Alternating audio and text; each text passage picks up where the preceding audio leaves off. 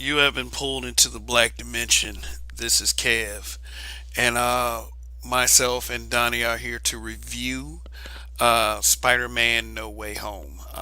We both had a chance to see the film, and what I'm gonna say is just wow. So, Donnie, what's going on? What are your initial thoughts? Yeah, the movie was good. I may have overhyped it in my mind, but it was still good, I think. Yeah, I think I did the same thing. You know, when you overhype something, you expect it to be everything, and then when you finally see it, it brings you down to like more of a realistic level. So, but I think this is one of the films that kind of deserved it. For real, I mean, all of and let me explain something real quick before we get started. We like to rate our movies that we have a chance to go see in the black dimension before we get into spoiler territory. So we have three ratings in particular. We have a buy rating, which means that go and see this film immediately is worth it. Bootleg, which is a street term, but our meaning of it is you don't have to rush. You can wait till it comes on TV or streaming service. And if, like these days, if you have new releases on streaming services, you can just sit at home and check it out when you have the time, but no rush. And bomb, which is don't waste your time. And if you do waste your time, you might think it's actually a bootleg or a buy, but if it bombs, don't say we didn't warn you. And what we're going to give this film, obviously, is a buy. Go see this film because um, I would say this in a non-spoilery way that it represents a milestone in the Spider-Man franchise, and I will get into that in just a second. Donnie, do you agree or disagree with the conclusion? No, I agree. Yes. Okay. All right. So, if you haven't seen the film yet, which many haven't at the point of this broadcast, you can come back to this broadcast and see what our thoughts are. But right now, we're going to get into spoiler territory. So, yeah, man. Look. The ending of this film, it leaves it open, but from what I can say after watching this film, I wouldn't look for Tom Holland to return to the Spider-Man role anytime soon, if at all. I think I mean, the black suit droplet with Tom Hardy making his appearance in the end credit scene. That was a tease, but it all like it all. If they were to make a film like immediately, that's where it would go, and it would be a cool idea.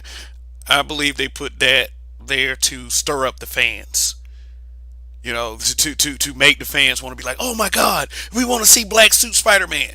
And as of late, with some things, definitely that fan demand has worked, and it's a cool play, but I don't know. What do you think, Donnie? I expect to see Tom Holland back. I think that the Marvel Universe they need a good leader, and Spider-Man is it. I think you've reset him, put him back to the street level. So I expect him to be there in full effect. Maybe not present like Captain America was, but he's going to be there. Um, I think the Venom suit is going to have a role. That droplet will come in place some kind of way. Um, it just has to. They didn't do all that work for nothing, in my opinion. I think that it was crazy that they brought Venom into that universe, um, and only left his droplet. But I guess it is what it is. Yeah, because I mean, like they say, in their own roundabout way, it's probably would they probably could write it into being a way that Venom does get the spider on his the front part of his symbiotic suit, or it could just end up resulting in another Venom MCU style altogether. Granted, they continue to move forward with Spider-Man films. As previously reported, there Tom Holland had actually signed on for three more films, is the reports are just all over the place. It's like we don't know. Like I don't know. You seem very certain that Tom Holland's going to return. I was certain in past broadcasts. I'm not certain now, and it's just because of the way the film ended for me. Just the whole world to forget about Spider-Man, including his friends, in order to send all these bad guys away. Because I was looking real close in those little cracks in the fabric of the multiverse, and I saw quite a few familiar characters. Did you peep that? I saw Craven for sure. Yeah, I saw the Rhino, like an actual legit version of the Rhino. But they looked all CGI as cartoony. So it was like if he hadn't have made that, if he hadn't made Doctor Strange cast a spell that everybody forgets him, he would have had a lot more to deal with. It'd have been looking like a Marvel comic book. But for what I can see, and like lots of different versions, but that can't be a permanent fix because we got Doctor Strange and the Multiverse of Madness coming up next. Um, yeah, because the way they played it was like Doctor Strange knew what had happened. Your spell had repercussions. So how does your spell have repercussions and you're not supposed to remember the spell? Yeah, which makes it kind of paradoxical anyway. If he casts a spell, I mean, something came through. Obviously, if something was powerful enough to come through before it closed, then there going to be a problem because there are characters that exist that will be probably powerful enough to get on the other side. Oh, what is this place? Where is I'm gonna mess some stuff up now, and I guess that's where the plot of the next film comes in.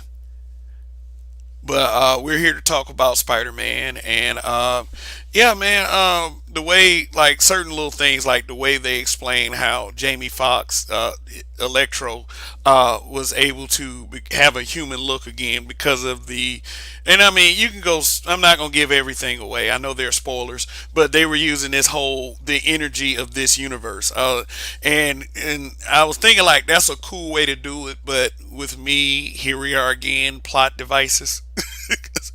But he didn't go back to this original look, thank God, because that probably would not have worked for this film. Also, the choreography in the fight scenes, like I was especially, and this is the first altercation fight between Spider-Man and Willem Dafoe's Norman Osborn, aka the Green Goblin. Uh, that fight was badass. It was brutal. it was really brutal. What about you? Yeah, I couldn't stop. I'm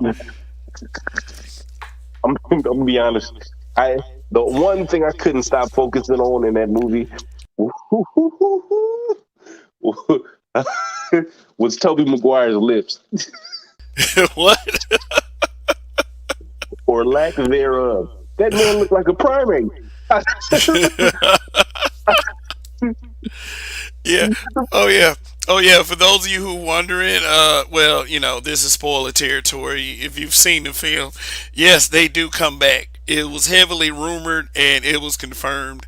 And I would say, sitting in a theater full of people, the reaction was, everybody was just like, "Yeah! Oh my God, this happened!"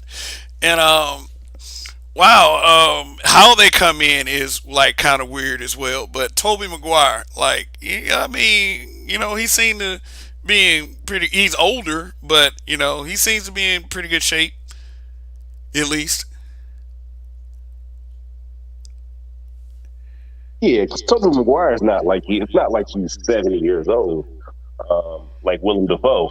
So I didn't think or didn't look like he was CGI'd up. They probably just gave him a personal trainer and a couple months to get at it.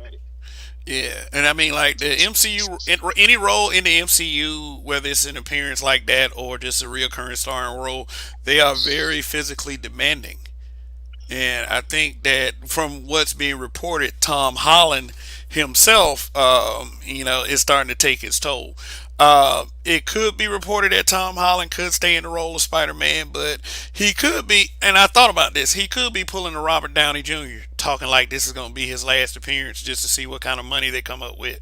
But I believe that Disney and Marvel, they're going to, even Sony, they're going to pull out all the stops to bring them back. But that last report that he just, like, I guess it was a few hours ago, where he was saying that, he wants to take a break from acting and start a family, and Zendaya saying that, Tom Holland is my, quote, fingers, my Spider Man, is, I don't know if they're trying to just keep up the rigmarole, or are they, is it really true? Does it look like Tom Holland has been written out of the MCU? They didn't. I'm telling you, they're not getting rid of that man. Amy Pascal, her name was all over that movie, Yeah. all over that movie. Are you telling me that she did all that for nothing? Nah. Mm-mm. Or maybe she's She done, trying. she done hoodwinked that man into a 27 movie contract. Well, I don't know. Do you think the reports might be inaccurate? Because it seems to me like you can't trust media when it comes. Excuse me, when it comes to these things, because it was being reported that Tobey Maguire and Andrew Garfield weren't in the film. And by the way, the great performances by them as well. But, like, just having three Spider-Man on film, and all of them actually acted like a Peter Parker. It was like three Peter Parkers were present around each other. Three Peter Parkers, three different costumes. I think the MCU Peter Parker had four costume changes. Yeah. It Yeah, it was just phenomenal. They did, in my opinion, they did a good job.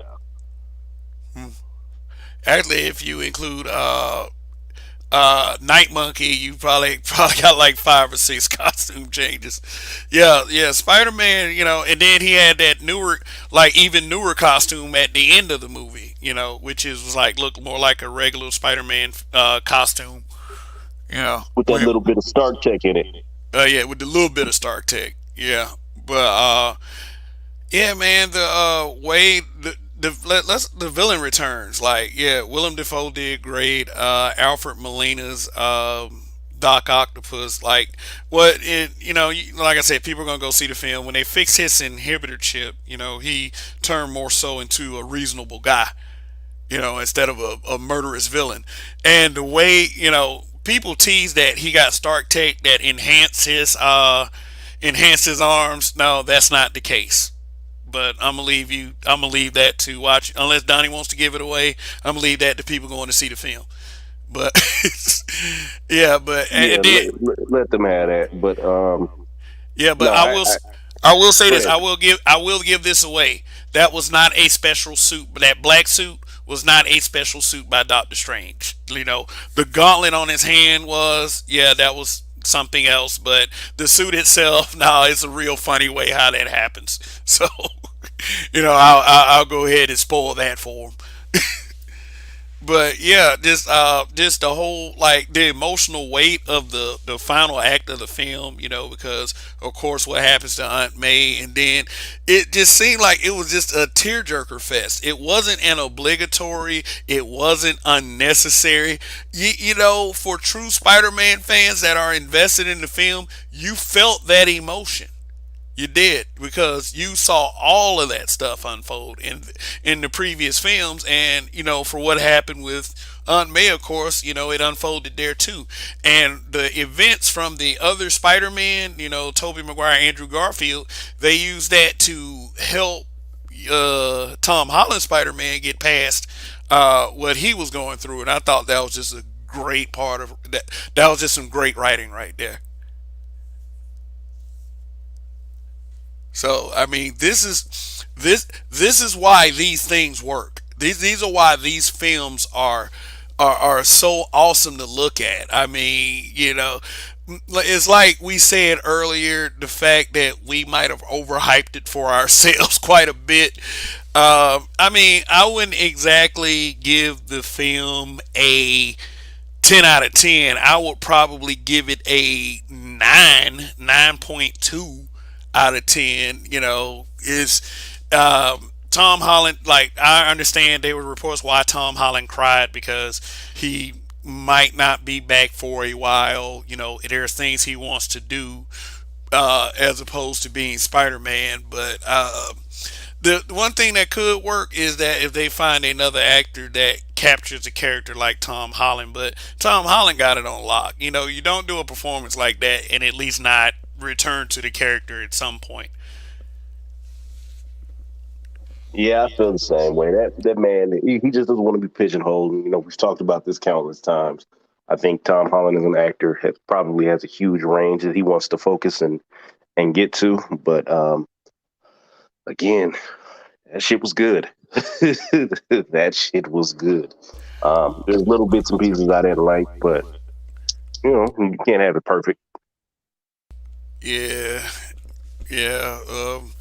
And if they were to continue with the films, because the ending was just like, I kind of didn't like. I'll take one part I didn't like the way Tom Hardy was phased. I mean, Tom Hardy's Venom was phased into the universe and then phased right back out. It almost seems as if it just makes now the Venom continuity, the two Venom films, just that much worse. You know, Well, the they whole Venom thing didn't make sense. It didn't make sense based on the scope of when Venom popped in. He popped into what seemed like a live version of Peter Parker out on the street being caught as Spider-Man, meaning that the timeline was off. And then Doctor Strange's spell didn't pull him in. That's how I took it, right? And then he blips out with everything else. So, I mean, it was in my opinion that was badly put together. But it is what it is. Yeah, and then hopefully with the absence of Spider-Man, probably for about I would say, not probably it's probably not going to be an absence of Spider-Man because on Disney Plus they're going to do Spider-Man freshman years, which I believe they're going to introduce it to. I think they're going to continue from the end of No Way Home, possibly in a Well, more of a go ahead. that would make sense because he does have to start all the way over. Because remember, I don't spoil it. In the end of the movie, everybody has to forget him. Um, so with that being said, he had to take his own GED test and go back to school. So he's starting at zero with the GED and then entering in probably into whatever college he can enter into, which is likely going to be in the MCU New York area. So I mean, it does make sense. Freshman year, he's struggling trying to make it. Yeah, and Ned. It was a funny part. Ned was talking to Toby Maguire Spider Man about his best. Did you have a best friend? Because he's Spider Man's best friend. And then Toby told him the story of Harry in like a couple of lines, and he turned like once he heard what happened, he turned and looked at Andrew Garfield Spider Man, and and it's like, and then by forgetting him, if they wanted to, they could carve out the path for Ned to become the Hobgoblin, and it'll be emotional with Peter because he knows who Ned is, but Ned has no idea who Peter is. He just wants to kill him, so it happens anyway. Yeah, and Grandma was funny, wasn't he? Wasn't he? Say who's funny? Grandma, Uh, the Ned's grandma. oh yeah. She was real funny. Cause like she was speaking that language and then she spoke English at the end of it. Or was that another character? But yeah, she was She was funny. she was speaking to Gulligan. And she was like, you know what? I'm going to bed. Yeah, man. But I thought like in the movie it was real peculiar that he, he uh, it shows the good nature of Tom Holland's Peter Parker. The fact that he tried to help the villains and then end up ultimately helping them in the end. That which really gave Spider-Man that ray of, like when you watch it, it gives that ray of hope. And what I would say is due to the performance that Tom Holland put on and the kind of Spider-Man that he delivered, it would be a shame that if he did not return to the role. I mean, if he did not turn to the role. Now, if he took a few years to, then he came back to Spider Man, then I would be okay with that. I mean, if he has things he wants to do, but I mean, Well, it that could fits be with the that's freshman year theory. The freshman year theory tells his freshman year, and we catch up to him on his sophomore year. That way, in the MCU universe, we miss a year, which is a lot because yeah, Thor, basically the first phase of the MCU happened in what, a week. yeah. So that's a lot of time. So technically, theoretically, we can miss out on Tom Holland for a good couple of years based on freshman year. Or like I said, there's a small chance that he could be pulling a Robert Downey Jr. Robert Downey Jr. Iron Man 3 was supposed to be his last film, and of course, what happened with that. So, hey, as a fan, here's only the hoping. So, yeah, go see this film, definitely.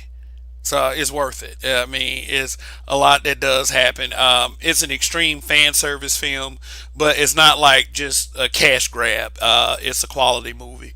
And I enjoyed the action. I enjoyed the weight of the story, the characters themselves, which I do believe many of them are not returning.